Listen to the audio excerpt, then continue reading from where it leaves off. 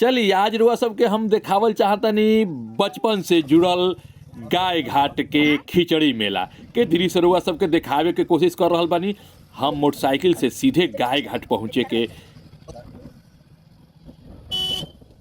रुआ सबके बता दिहल चाहतनी कि एकदम कड़ाके के ठंड पड़ रहल बाटे। इन दिन बिहार में पूरा शीतलहर से जनजीवन अस्त व्यस्त बटुए और एक कड़ाके के ठंड में आज मकर संक्रांति मनावल जा रहल बटुए। चूड़ा दही एवं खिचड़ी का त्यौहार जो कि मकर संक्रांति बटुए आज मनावल जा रहल बा 14 जनवरी के। हर साल एजा मेला लागेला जो कि गाय घाट में हनुमान किला मंदिर जो बटुए ओजा गाय घाट गंगा जी के तीर के ऊपर में हर साल मेला लागेला। और ई मेला रुआ सबके देखा रहल बनी बचपन से जुड़ल मेला हटुए। बहुत लोग के बचपन से जुड़ल ई मेला बटुए और लोग के देखला पर आपन बचपन तो जरूर याद आ जात हुई और हमरो भी आ गेल बटुए। पूरा शीतलहर तेज बटुए। शीतलहर के बीच में मेला में जो भी पहुँचल बटुए उनका संख्या बहुत कम बटुए। जंपिंग के व्यवस्था कैल बटुए। देखी जंपिंग कूदे वाला आपन कूद रहल बड़न और ठंडा में कूदला से गर्मी भी ला रहल बड़न शरीर के अंदर। आई चलल जा और देखल जाओ एजा के धीरे से जो कि पास में चल के रुआ सबके ई दिखा रहल बनी। देखी कुछ साल पहले एजा माँ गंगा बहत रहली और बगल में महर्षि धरीछन दास जी के कुटिया रहे। पूजा भी देखाए जो कि हनुमान जी के भव्य मंदिर बाटे। वो हनुमान जी के भव्य मंदिर भी रुआ सबके देखाई। रुआ सब वीडियो में हमारा बना रह सबे। फिर एक बार बता दिया चाहते नहीं कि आपन मिट्टी आपन भाषा के सहयोग से रुआ सब ये वीडियो अपने फेसबुक और यूट्यूब इंस्टाग्राम पर देख रहा बानी। साथ में वीडियो के साथ बना रहे के बाटे। जंपिंग करे वाला जो भी छोटा छोटा बच्चा बड़न वो जंपिंग कर रहा बड़न और जंपिंग के आनंद ले रहा बड़न यानी कूद रहा बड़न और कूद के आपन कुछ लोग ठंडा भी भगा रहा बा। ऐसे कि कड़ाके के ठंड में कूदला से कुछ शरीर में गर्मी भी आ जाई। तो इस सामने में दिखाई दे रहा बटे उहे बजरंगबली के मंदिर बटुए। सामने में धरीछन महर्षि धरीछन दास जी के कुटिया रहे। पूजा से गंगा मैया में स्नान केला के बाद में पूजा पाठ करत रहनी है। वहाँ के बहुत साल पहले कुछ लोग एजा के व्याख्या करेला बतावेला जो कि बता दिल चाहते रुआ सबके। एजा जो कि गाय घाट किला हनुमान मंदिर के नाम से जानल जाला। जो 4 लाइन मुख्यालय बटुए 4 लाइन जो रास्ता बटुए जो कि अभी 4 लाइन में तब्दील हो गई बटे ओजा से मात्र 4 किलोमीटर दूरी से बटुए और चक्की प्रखंड मुख्यालय से 7 किलोमीटर के दूरी पर बटुए। ये बता दिया चाहते कि ब्रह्मपुर प्रखंड के अंतर्गत आए वाला ये जगह हटुए जो कि अपना आप में एगो बहुत प्रसिद्ध जगह हटुए और मेला की ही ना एगो एजा अद्भुत चीज बटुए जो कि आगे रुआ सबके हम वीडियो में जरूर दिखाई वो अद्भुत चीज जौना के चलते इस जगह बहुत प्रसिद्ध है। बहुत लोग ना पहुँच पावेला और जे पहुँचेला एजा के वीडियो जरूर बनावेला और साथ में जरूर ओजा फोटो खिंचावे के कोशिश जरूर करेला। मेला के धीरे से बा मेला में संख्या बहुत कम बटुए। ऐसे कि अचानक ठंडा पड़ रहा बटुए कि लोग घर से निकलल नहीं चाहते। ऐसे कि घर से निकलला के बाद में जो पछुआ हवा बटुए वो एकदम नस्तर चुभाए वाला काम कर रहा। जरा से भी शरीर से टकरा रहा बा एकदम ठंडा से शरीर अंगड़ा जा रहा बटे। ऐसे मेला में बहुत संख्या कम दिखाई दे रहा बटुए।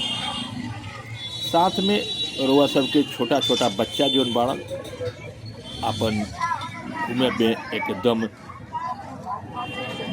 जोर कर रहा बान अपन घूम रहा बान।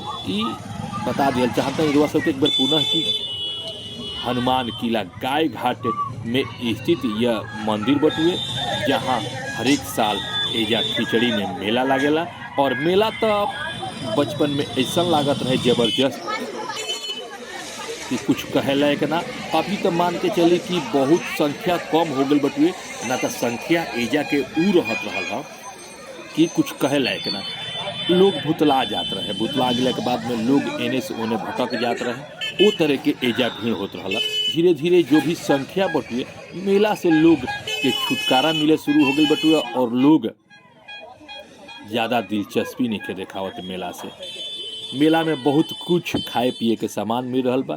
हमनी के समय में ई सब ना मिलत रहल, जो उनकी ब्रेड में क्रीम क्रीम लगा के। उस समय में हमनी के समय में ज़्यादा जिलेबी छोला फुचका के बाजार रहत रहल। अभी कुछ अलग अलग आधुनिक आ गया के वजह से अलग अलग चीज़ दिखाई दे रहा है मेला में।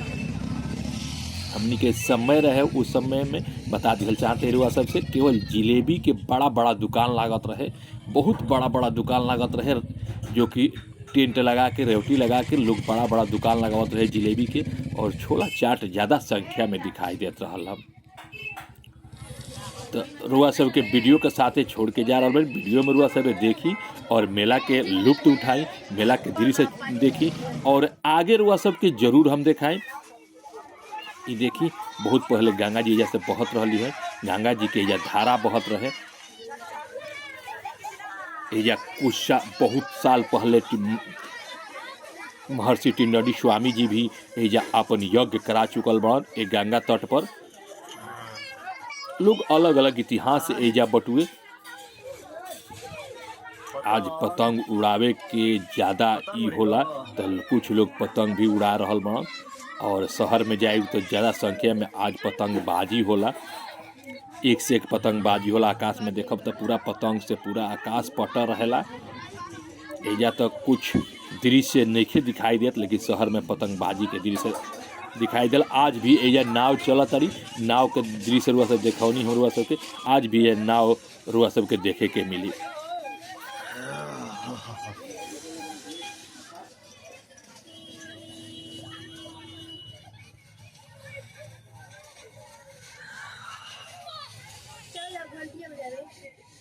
चलो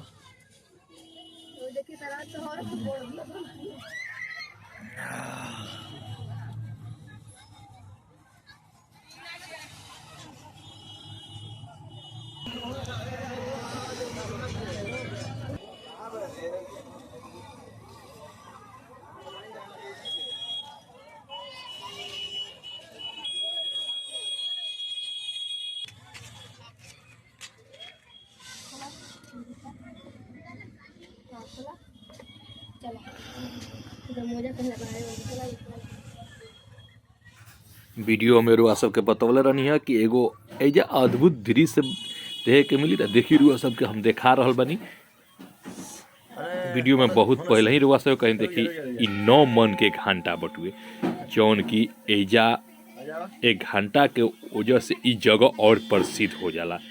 और ई घंटा जब बाजेला तो 2 किलोमीटर दूरी तक ले सुनाई देला। देखी बजा रहल बड़ी, ई छोट बच्चा डर रहल बा। रसों के बता दिया चाहते कि ए जगह पर लोग 1 घंटा के वजह से ई और ज़्यादा महत्व और प्रसिद्ध हो जाला। जो कि बता दिया चाहते कि ई महर्षि जो कि धरीचंद दास जी रहनी है, जो कि महात्मा धरीचंद दास जी एजा एक कुटिया बना के रहत नहीं, जो कि बजरंगबली के भव्य एजा मंदिर बटुए। एजा कीर्तन वगैरह के भी बहुत जबरदस्त व्यवस्था बटुए। और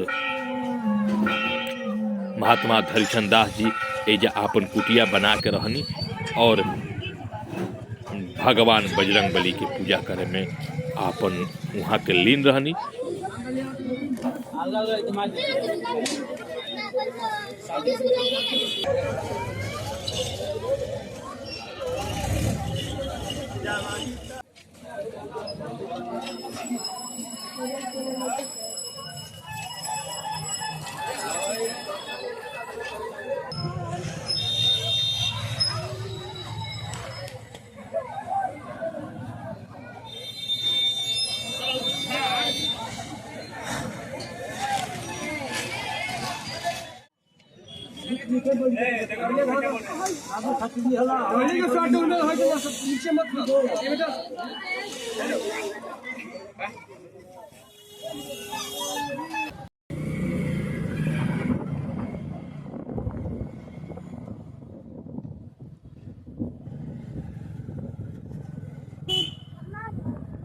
बैठे अच्छे से उड़िया आता है अपने